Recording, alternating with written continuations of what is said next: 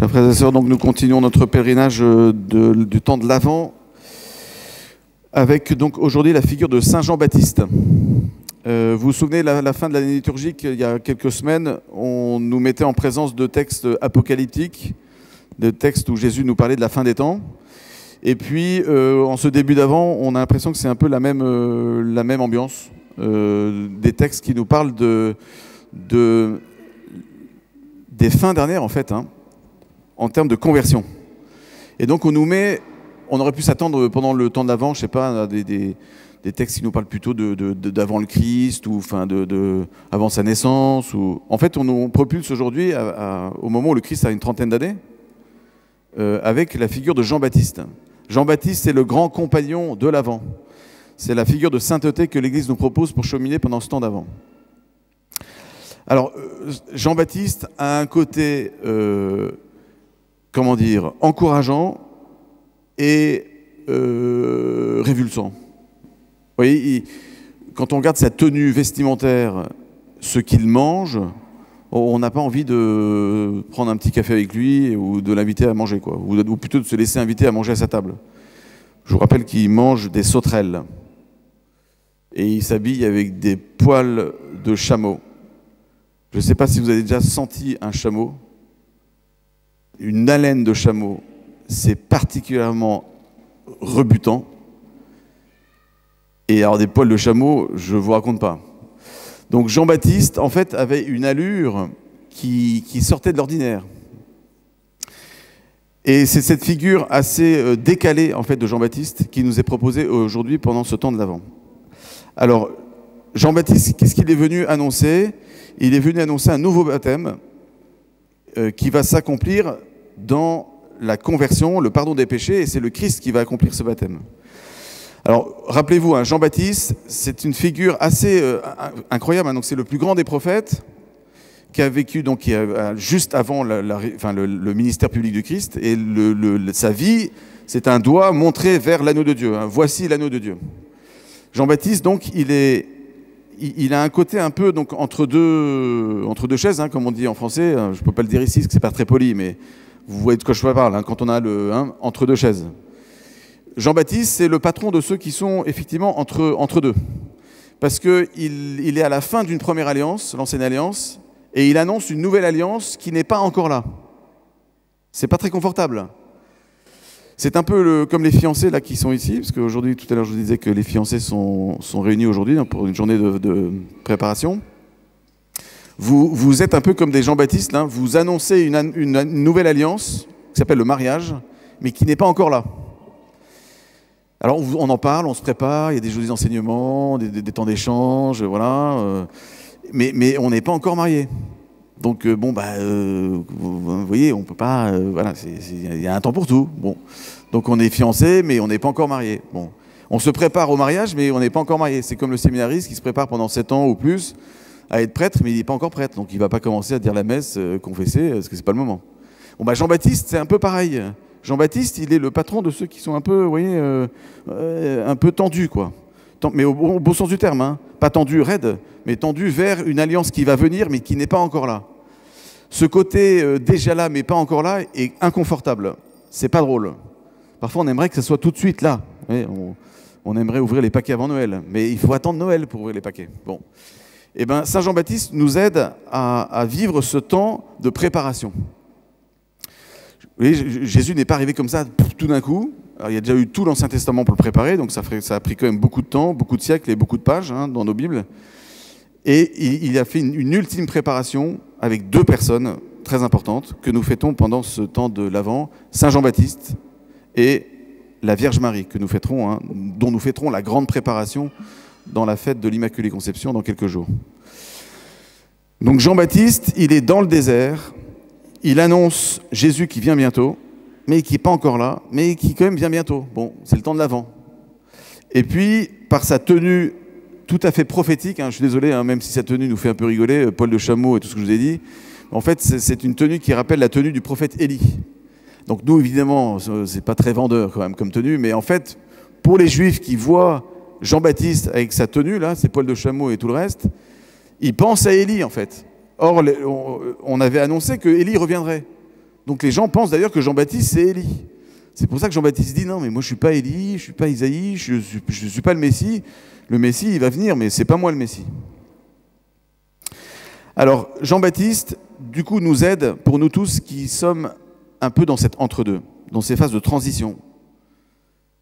Transition, je ne sais pas, professionnelle, énergétique, vocationnelle, bon.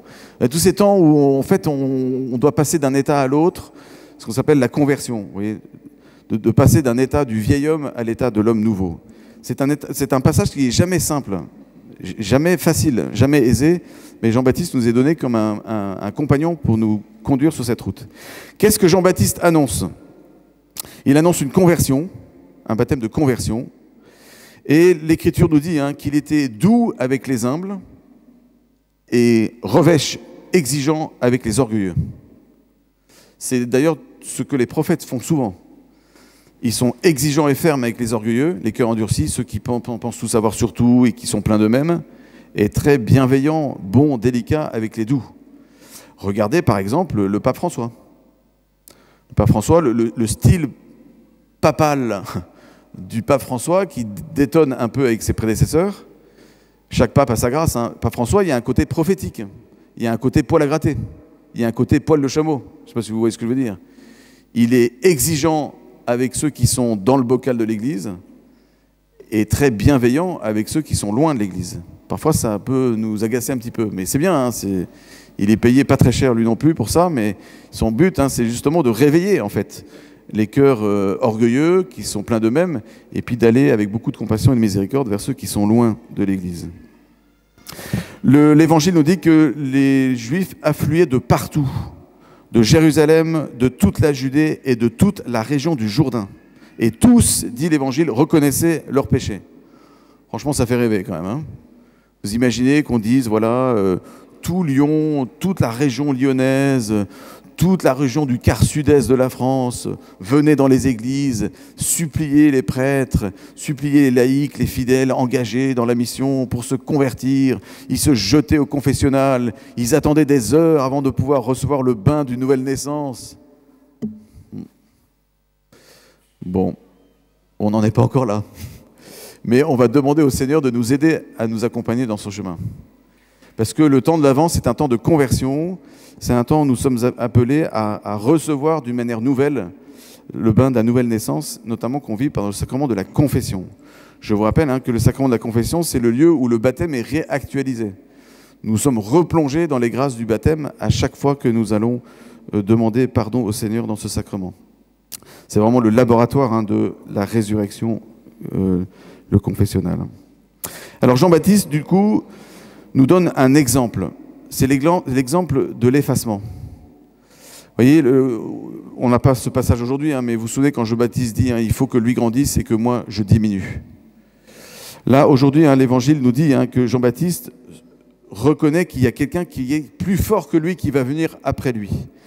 Le terme fort dans l'Évangile, c'est un terme qui est réservé à Dieu, la force de Dieu. Dieu seul est fort. Donc quand Jean-Baptiste dit il y a quelqu'un de plus fort que moi qui vient, il est en train de confesser déjà la divinité du Messie qui vient bientôt. Et il dit « Je ne suis pas digne de lui retirer ses sandales ». Qui est-ce qui retirait les sandales du maître? C'était l'esclave et le disciple. S'il n'y avait pas d'esclave, c'était le disciple du maître qui enlevait les sandales du maître. S'il y avait un esclave, le disciple était dispensé de retirer les sandales et c'était l'esclave qui s'attelait à cette tâche. Là, Jean-Baptiste, quand il dit « je ne suis pas digne de lui retirer les sandales », il dit « je ne suis même pas à la hauteur d'un disciple et ni même d'un esclave du Christ ». Donc il manifeste en fait son humilité très grande devant le Christ. Comme lui, quoi. Vous voyez, on est tout petit devant le Seigneur qui vient. Et donc Jean-Baptiste est vraiment un modèle pour nous, pour entrer dans cette petite porte de Bethléem, la basilique de Bethléem. Vous vous souvenez, pour ceux qui sont allés, la petite porte pour entrer dans la basilique de Bethléem, il faut se baisser la tête pour entrer dans le mystère de Noël. Bon, Jean-Baptiste nous aide à nous abaisser, à nous laisser abaisser pour pouvoir en rentrer dans le grand mystère du Christ. Alors, du coup, quels sont les moyens concrets pour lesquels nous pouvons avancer durant ce temps d'avant? Je vais vous en donner deux grands. Le premier, c'est un baptême de conversion. Donc demandons la grâce au Seigneur de nous convertir pendant ce temps d'avant. Vous voyez, c'est un peu le Seigneur qui court après nous. Alors, vous voyez, le temps de conversion, c'est un temps où nous sommes invités à reconnaître nos péchés. Concrètement, le baptême de Jean-Baptiste est un baptême de conversion et de reconnaissance des péchés. Concrètement, pour nous, ce qui est important, c'est de vivre cette démarche où nous allons nous présenter humblement devant le Seigneur et lui déballer, en fait, nos péchés. Voilà, lui dire, Seigneur, j'ai besoin de ton aide, j'ai besoin d'un sauveur. Si on va acclamer dans quelques semaines avec beaucoup de joie la venue d'un sauveur, ça veut dire que nous sommes en péril. Et pour qu'il y ait un sauveur, il faut qu'il nous sauve de quelque chose. Pour qu'il nous sauve de quelque chose, c'est de reconnaître qu'il y a matière à sauver. Bon, ce qui a matière à sauver, ça s'appelle le péché. Nous sommes appelés à nous laisser sauver par le Christ. Ne pas se sauver, hein. Se sauver en français, hein, ça peut avoir deux significations. Hein. Se sauver, c'est se sauver soi-même, ou se sauver, c'est se sauver. Bon, nous ne sommes pas appelés à nous sauver, mais à nous laisser sauver par le Rédempteur, qui vient nous prendre. Donc c'est normal que ce temps d'avant soit un temps où ça peut gripper un petit peu. Bon. Confessionnal, hein, vous vous souvenez. S'il vous plaît, ne venez pas au confessionnal le 24 décembre à 18 h en râlant parce que vous n'avez pas pu vous confesser pour Noël. Ou si vous pourriez venir anticiper un petit peu, ça pourrait être sympa aussi. On sera très content de vous accueillir le 24 décembre à 18 h, mais si vous pouvez venir aussi avant, ça marche aussi. Et puis deuxième grand moyen, c'est l'espérance. Et je vais terminer par là. Hein, les textes aujourd'hui nous parlent beaucoup de l'espérance. Je vous invite à relire la deuxième lecture, hein, où il est écrit, hein, donc c'est saint Paul qui dit aux Romains, « Tout ce qui a été écrit à l'avance dans les livres saints l'a été pour nous instruire, afin que grâce à la persévérance et au réconfort des Écritures, nous ayons l'espérance. » La clé de l'avant, la grâce à demander pendant le temps de l'avant, c'est la grâce de l'espérance. L'espérance, elle est appelée à se donner, à s'annoncer, à se voir, à se vivre. Ayons une tête de gens dans l'espérance. Le visage, c'est important quand même. Vous savez qu'on n'est pas responsable de la tête qu'on a, mais de celle qu'on fait. Et Pape François parle souvent de ces chrétiens qui ont des faces de piment au vinaigre. Je vous cite dans le texte. Hein. Ou ces chrétiens qui ont des faces de carême sans Pâques. Ou ces chrétiens qui ont des faces de gens qui sont dans des processions de funérailles, mais qui ne sortent jamais des funérailles. Alors, donc on peut déjà... Oui, c'est sympa, je vous dis ça, je vois des sourires qui s'éveillent, c'est sympa. Vous voyez, Alors, et ceux qui sont tentés d'avoir une tête... vous voyez, Bon, demandons la grâce au Seigneur d'avoir un visage joyeux. Vous voyez, on peut offrir dans ce temps d'avant un signe tout physique, tout simple d'espérance. Un autre moyen pour cultiver l'espérance, c'est de lire l'Écriture, hein, dit saint Paul. Alors, c'est peut-être pas le premier moyen auquel vous auriez pensé, mais l'Écriture, la lecture de l'Écriture nous donne l'espérance, dit saint Paul. Et puis, je vous encourage à nouveau à lire des vies de saints. Si pour vous l'Écriture c'est un peu compliqué, vous dites bon j'ai envie de changer, c'est pas grave. Prenez des vies de saints. Prenez une vie d'un saint qui peut vous énergiser et vous donner des idées surtout. Bon, on a Pauline Jaricot, mais il y en a plein d'autres aussi, hein, d'être vivifiés dans des modèles qui sont parlants. Les saints n'étaient pas des gens mieux que nous en fait. Hein. Ce sont des gens qui se sont laissés transpercer par l'espérance et portés par cette bonne nouvelle. La confession, je n'y reviens pas, je vous en ai déjà parlé, hein, un lieu d'espérance vraiment à plein poumon. Et puis, à être des semeurs d'espérance, des semeurs de persévérance. Et notamment, hein, dit l'Écriture aujourd'hui, dans le réconfort. Les Écritures apportent le réconfort. Moi, je vous propose comme moyen concret d'apporter le réconfort autour de vous.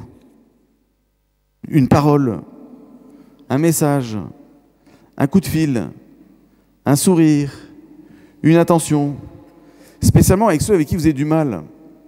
Alors commencez déjà avec ceux avec qui vous êtes à l'aise, hein, donc c'est pas commencez pas tout de suite par la belle-mère, mais passez aussi après la belle-mère. Et puis il y a tout ce que la belle-mère peut remporter, enfin contenir d'images, de difficultés, vous voyez. Non, mais je plaisante, hein, mais vous voyez ce que je veux dire. Hein. Les personnes avec qui c'est difficile, offrez-leur aussi une petite démarche. Peut-être qu'un pardon n'est pas encore possible, mais une petite démarche supplémentaire qui va vous rapprocher de l'espérance. Et on peut penser à des grands projets, des grands trucs, être missionnaire jusqu'aux terres lointaines.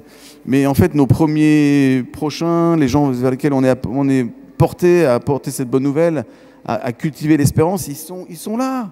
Ils sont là, devant vous, à côté, au fond de l'église, dans votre voisinage, dans votre travail, dans vos familles. Voilà, on a 36 occasions d'être des semeurs d'espérance. La miséricorde dans la conversion des péchés, premier grand moyen du temps de l'Avent, et deuxième grand moyen du temps de l'Avent, d'être des semeurs d'espérance. Voilà, on va demander au Seigneur la grâce de prendre des petits moyens très concrets cette semaine, à commencer par aujourd'hui, parce que c'est dimanche, hein, c'est vraiment la journée de l'espérance, à semer de la joie autour de nous. Le visage, un sourire, un petit message, un petit coup de téléphone, une attention, toute simple. Mais c'est comme ça qu'on pourra mettre le feu au monde. Amen.